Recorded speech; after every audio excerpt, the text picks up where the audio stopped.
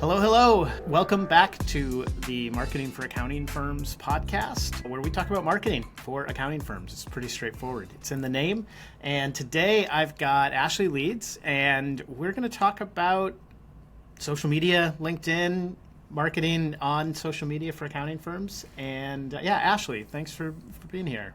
Oh, thanks ever so much for having me. It's great to get over the pond for a change. Your listeners probably, hang on, where's this guy from? I'm from the UK, but I am not from Leeds. I live in the southwest of England, where it's nice and sunny all the time, except for today.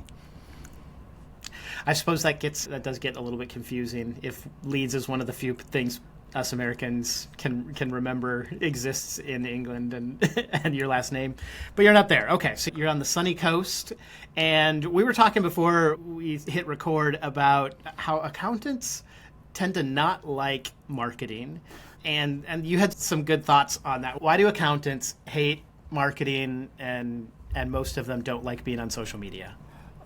Because it's alien to them. I don't know how if you know this, but in the UK, several years ago, accountants weren't allowed to market. That was the rules of the institution. They were not allowed to market. So it's quite a new thing when you look at the history of marketing for accountants. But they never know what to say. Okay, they don't feel, they're discouraged from it because they don't know what to say. They feel what they're going to say is boring. They didn't set up their business to do marketing. They set up their businesses to help people with tax and accounts and stuff. And they think they've got to sound like an accountant. And then they see lots of other stuff from everybody else and are just put off and intimidated. And none of that is true. And hopefully we'll cover all of that today.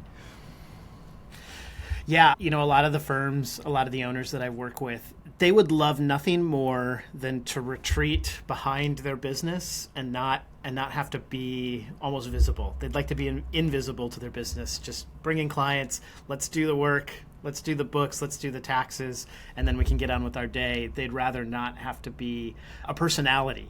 So, and I totally understand that. And I guess long term, that's the goal of the business, right? Let it just run itself, and it doesn't even need you. You can be on the beach and just checking in with your second in command at whatever point. But from my perspective and in my seat as a marketer, I know that people like to buy from people, and so there's a real benefit when you can develop a bit of a personal brand. And I guess one of the ways I pitch it, and you tell me if this it makes sense in your world or if you agree. As an owner, you want to get more into the one-to-many space where you're talking to a bunch of people instead of the one-to-one space, because your time is not scalable if you're always meeting with clients, face-to-face, one-to-one. But social media gives you an opportunity to bring some of that insight or some of the things that you know about their business to the fore, but in a one-to-many sort of way on social media, and it can help you build your business. Am I on the right track here? Absolutely. Yeah, 100%. The thing is, right, if I'm an accountant and you come in, you're a little bit worried about your business and stuff like that, I'm going to sit down with you. I'm going to spend an hour with you. I'm going to tell you loads of stuff. Well, all of that stuff I've just told you, if I write about it and put it out online, whether it's on my blog, whether it's on LinkedIn, Instagram, whatever, then a lot more people can see it. And what we forget is that once it's written down, it's always out there.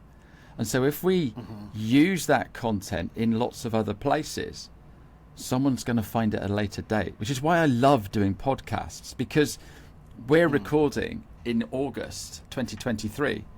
Somebody listening to this right now might have thought about using LinkedIn, found it on a search. It could be 2025, but we've only done it once. And that's exactly the same with a great bit of content. You put a little video out there.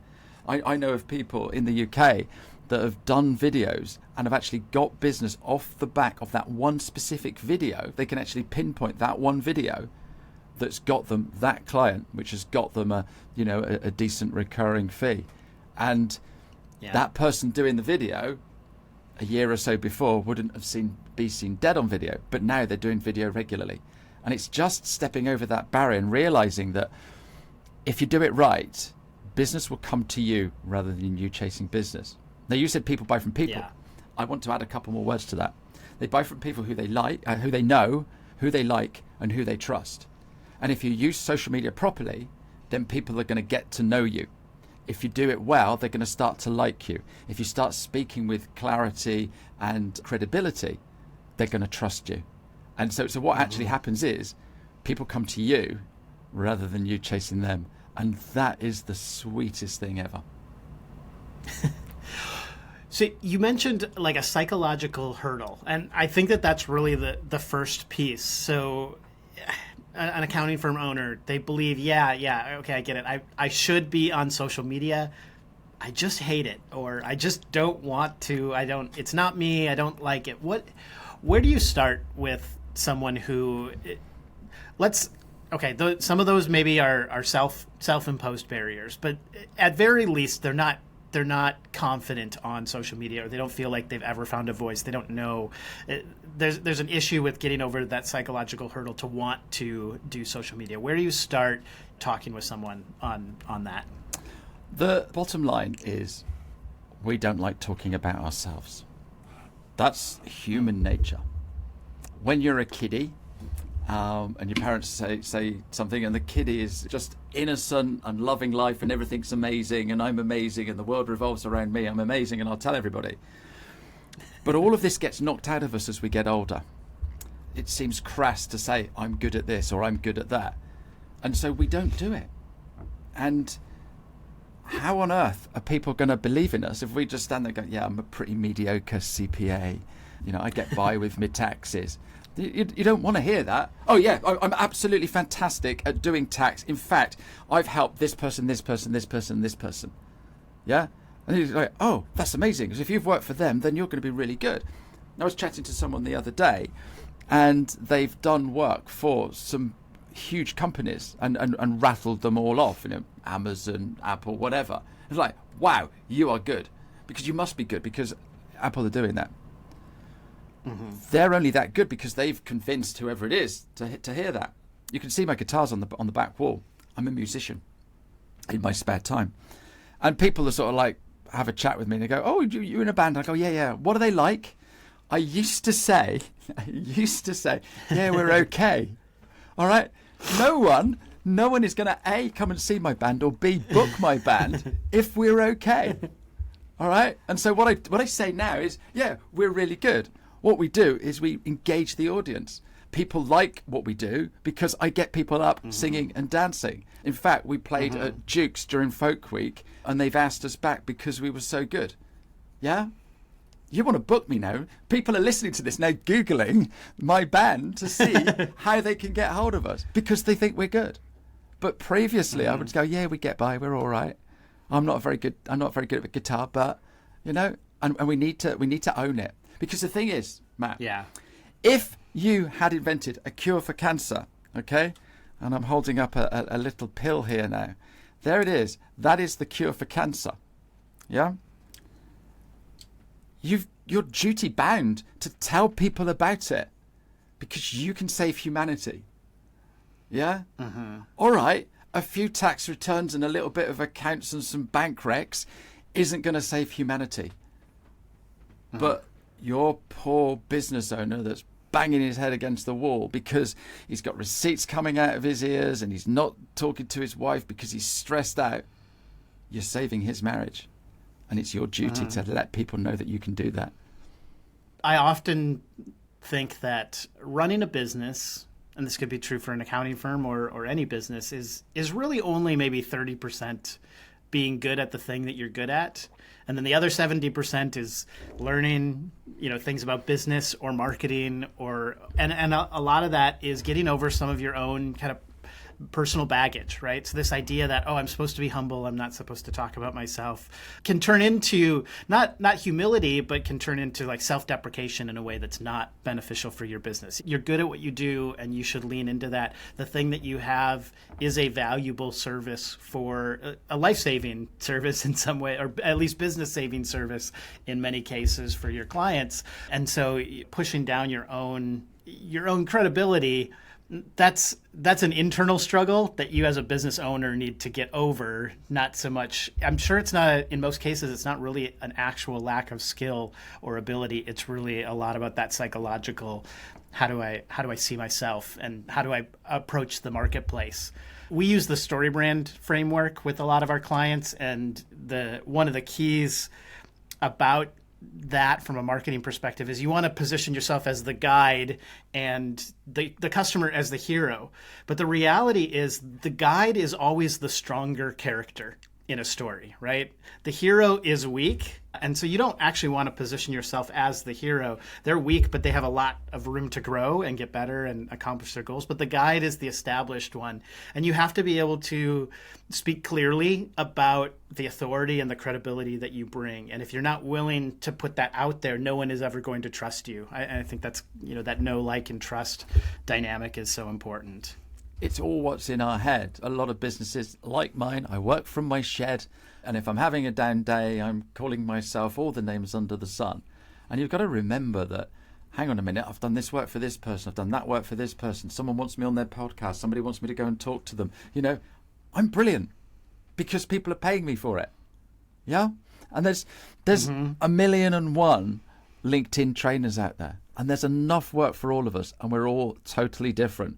You've got male and female. You've got old people, young people. You've got all kinds of different mixes, and we've all got our own unique skills. And here I am. I'm this bouncy guy wearing a yellow T-shirt, always smiling, always happy. That's great, but to some people, I don't want to work with somebody like that, and that's fine as well. So if you're a bouncy, happy accountant, embrace it. If you're a grumpy CPA, embrace it, because we'll all find the right people. Marketing is all about, attraction. It's using magnets, yeah? But magnets also repel. And if you repel the right people, that's good for your business too. So why LinkedIn? Why aren't you on Facebook or Instagram or Twitter? Why are you on LinkedIn? Why do you believe in LinkedIn? And why do you think accountants should be on LinkedIn? Okay, that's a great question. Because, there's other platforms, Facebook, Twitter, X, is it? Threads, Yeah. Pinterest. I didn't say Instagram and TikTok, obviously. There's loads out there. My philosophy is be a master at one.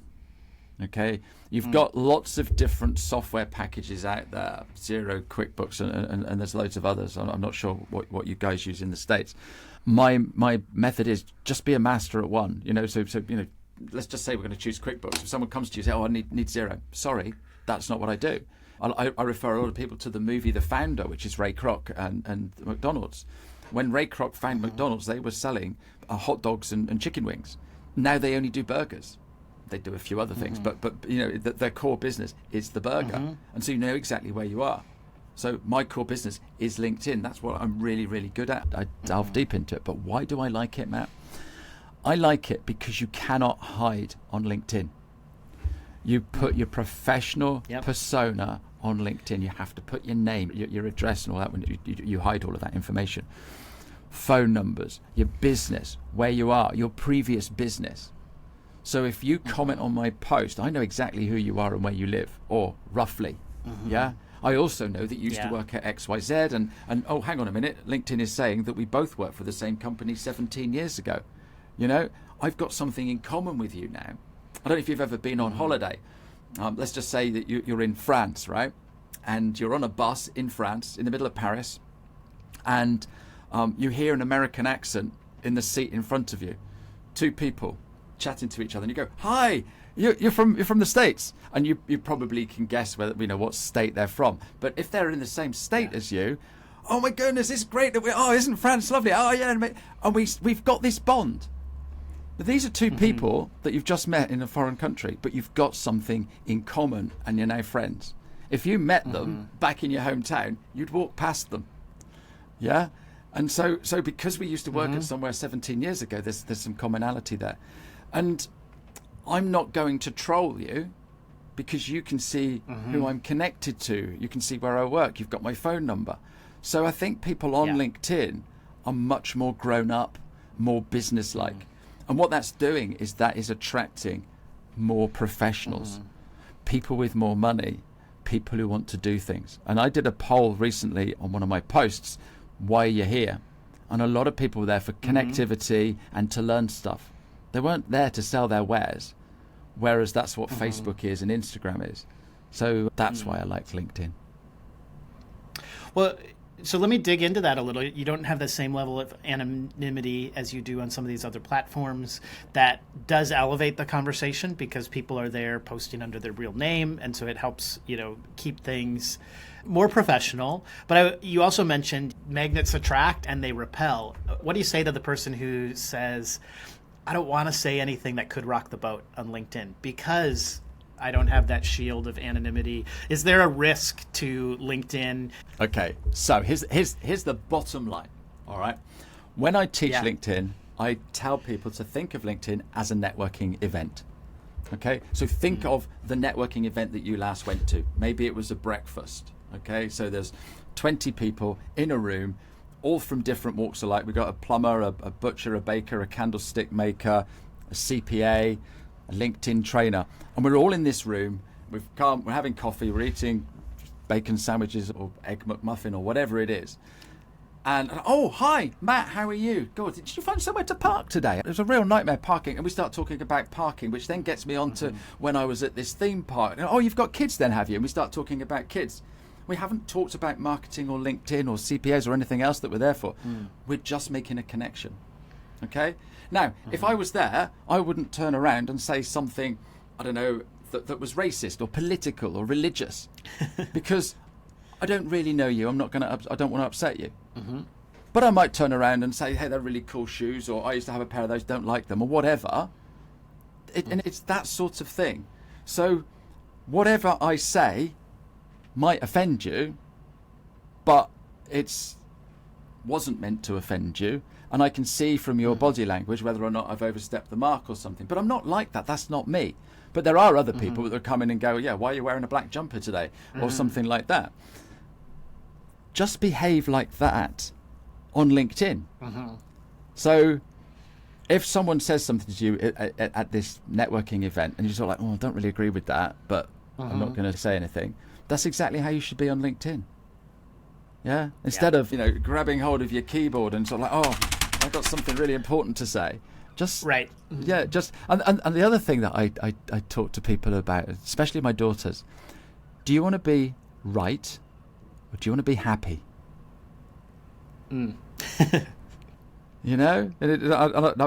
I was in a car with somebody, one of my friends, a really, really lovely laid-back guy, but when he got behind the wheel of a car, he had serious road rage.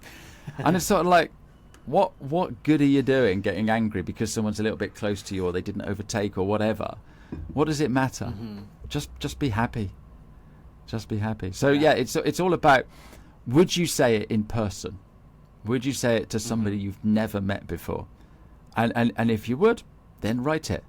If you wouldn't, then don't. I'm quite a cheeky chappy, and so I'll say things that are quite funny. Face to face, I could say something to you that might be a little bit below the belt, but I'll say it with a smile, and you can see that I'm just having a laugh or I'm being funny. Yeah, so you're not going to take offence.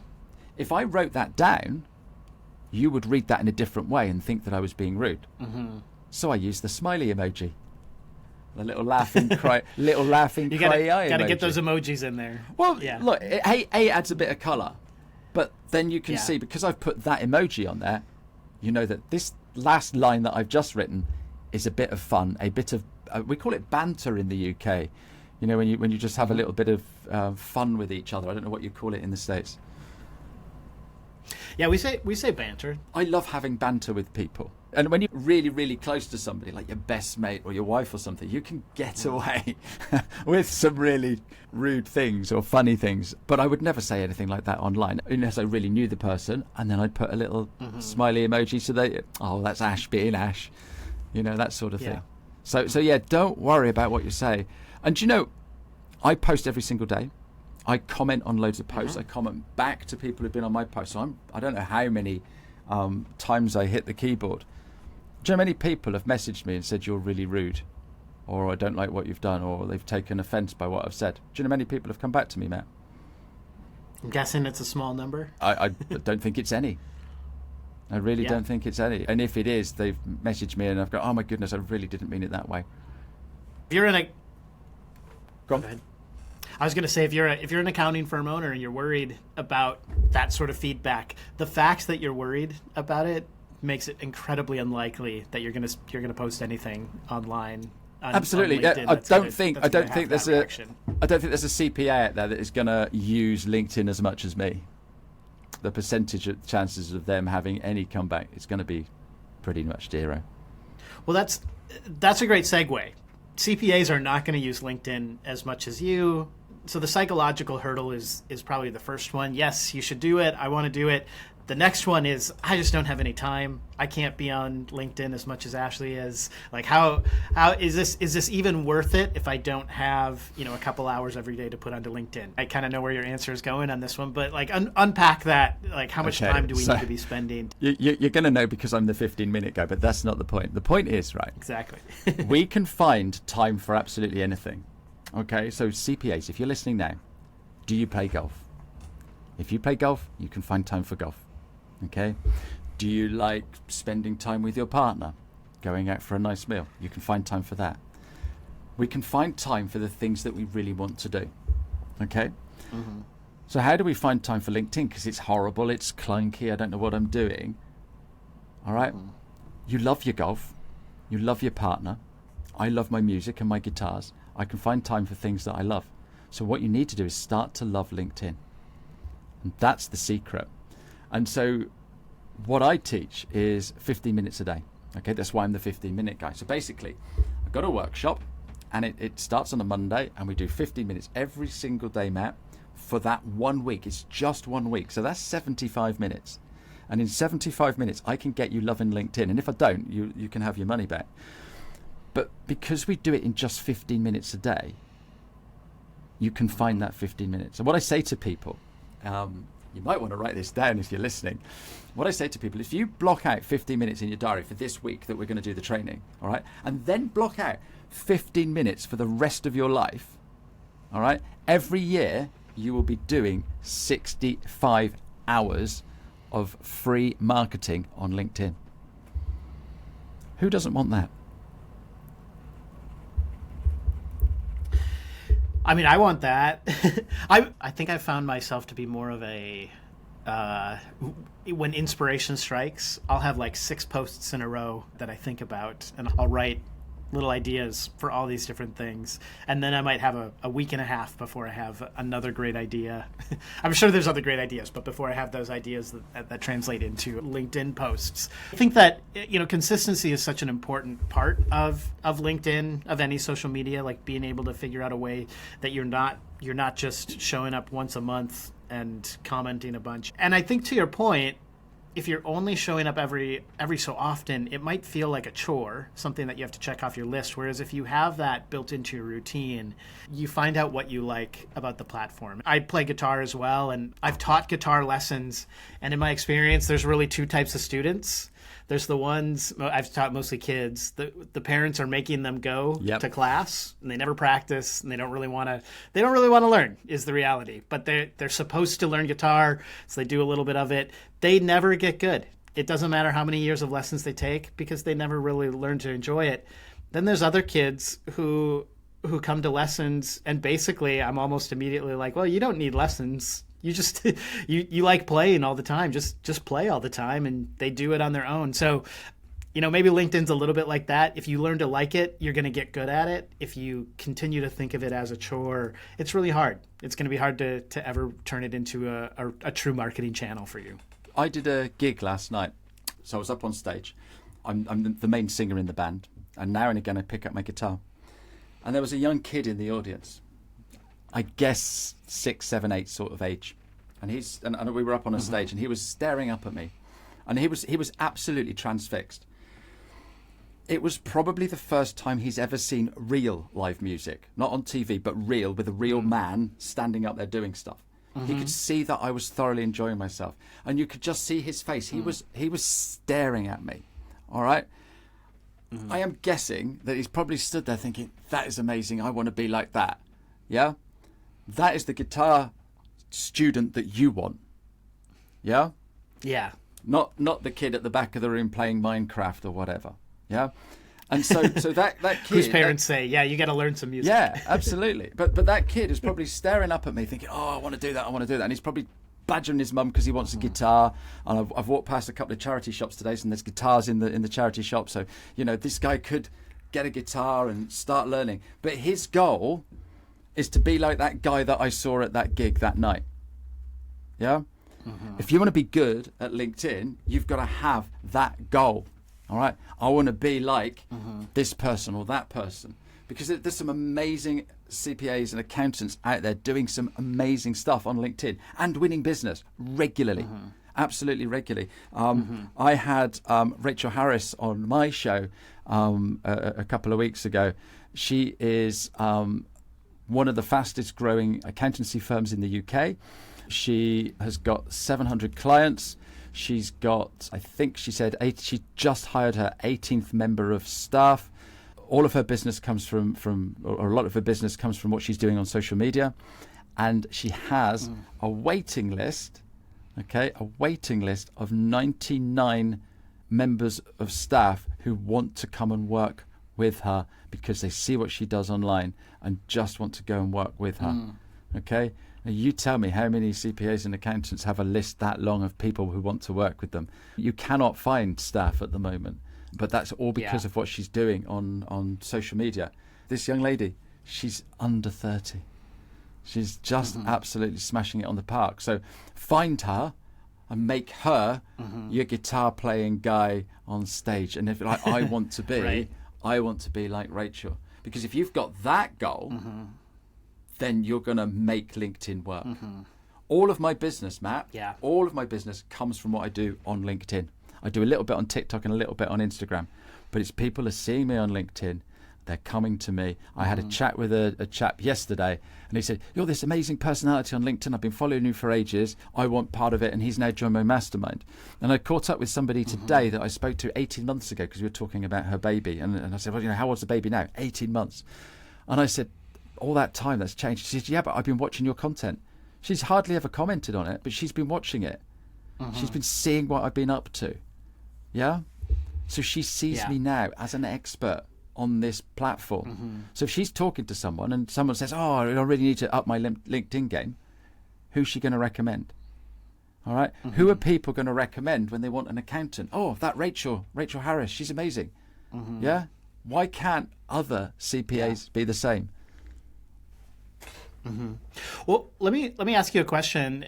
CPAs tend to be connected with a lot of other CPAs on LinkedIn. And I think one of the struggles a lot of people have when they get started is they don't feel like their audience is composed of anyone who might be a customer. It's mostly other people who do the same job as them. So I'm mostly connected. At least when I started, I was mostly connected with other marketers who are in some ways really competitors. They're great people. Collaborative. We help each other. Generous. There's a lot of great benefits from having that kind of community of like-minded business owners. But my assumption is most people, if they're thinking of LinkedIn as a marketing channel, also want to be connecting with or finding their way into the feeds of people who are not also CPAs and accountants. Do you have any advice, or what does that process look like to kind of expand your reach or build your audience? Yeah, so one of the things I teach in my workshop is actually finding your tribe or the people that you need to follow and seek out. So if you're a CPA, you're looking for small business owners. Now, who are small business owners following? They're going to follow recruitment companies. They're going to follow bankers. They're going to follow marketers. They're going to follow HR consultants, car hire companies, hotels, all kinds of different businesses that they're following. And so if you start following those businesses and getting in touch with those businesses, then those are the people that are going to refer you the leads or start talking to you. So let's just say nearby there's a recruiter that is doing great content on LinkedIn. What you do is you go onto their feed, go onto their posts and start commenting on those posts. Let's just say there's a recruiter down the road from you who is getting typically 20 to 40 comments on their post most days. Those comments on those posts are going to be small business owners. They're going to be your target audience. And so if this recruiter is adding an awful lot of value, then you're hanging around that. And then what you need to be doing is find, other businesses like that. So find a recruiter, find an HR person, find a data security guy or a Bitcoin guy or whatever it is, because all of these people are talking to small business owners. Yeah? And then once you start finding that, then it makes it an awful lot easier. Now, one of the things I like doing is working with accountants and bookkeepers. So I follow people that work for QuickBooks, people that work for Xero, people that work for Sage, people that are influencers in the space, like Rachel, for example. Yeah. There's an amazing organisation in the UK called the Six Figure Bookkeeper. They've got a Facebook group of about 14,000 bookkeepers, and it's run by Joe and Zoe. Well, I'm commenting on Zoe and Joey's posts regularly. I'm on their podcast regularly. So that community now know who I am.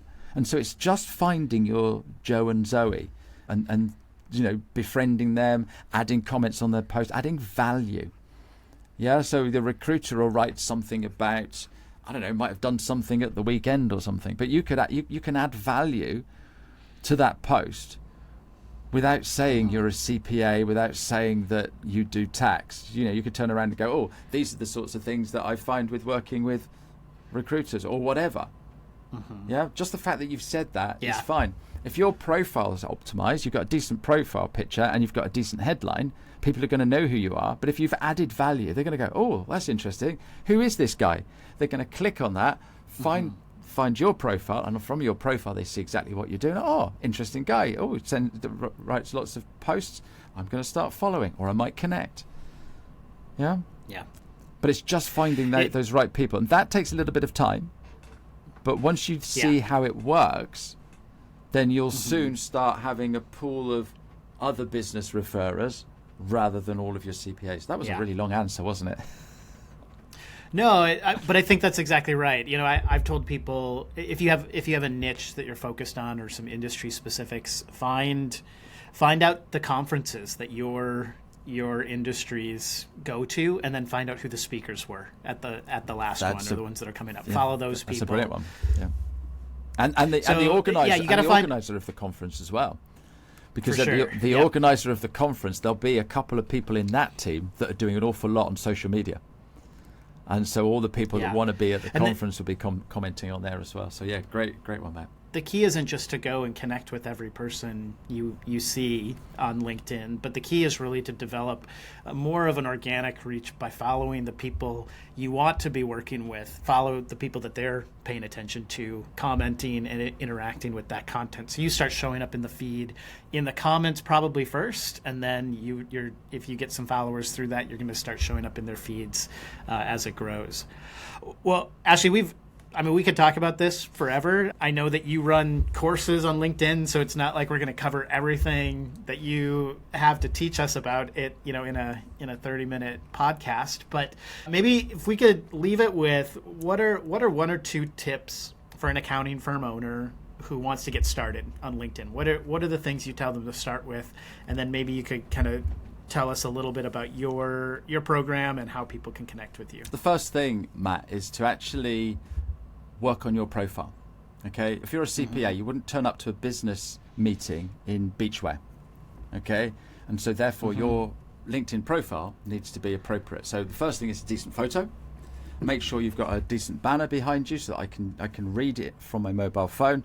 Make sure you've got your headline, and then just underneath that, it's got your contact details. Make sure they're filled out.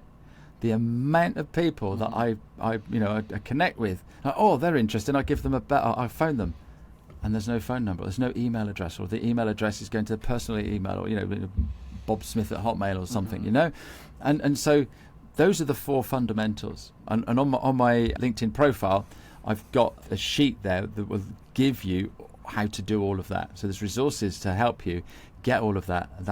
I do all that for free. That's the first thing. The next thing to do is be consistent. Now, that doesn't mean post every day. It just means turn up regularly. Now, if we go back to when we talked about the networking event, all right, let's just say there's a networking event in your town on the first Monday of every month, but you only go 3 times a year. That's not consistent. You need to be going every single Monday, or every fourth Monday, and turning up. And you go there, it's Matt again. Hi, Matt, how are you? Matt, I see you're talking to Sally. Can you introduce me to Sally? And then you start seeing Sally, and then Sally introduces you to somebody else.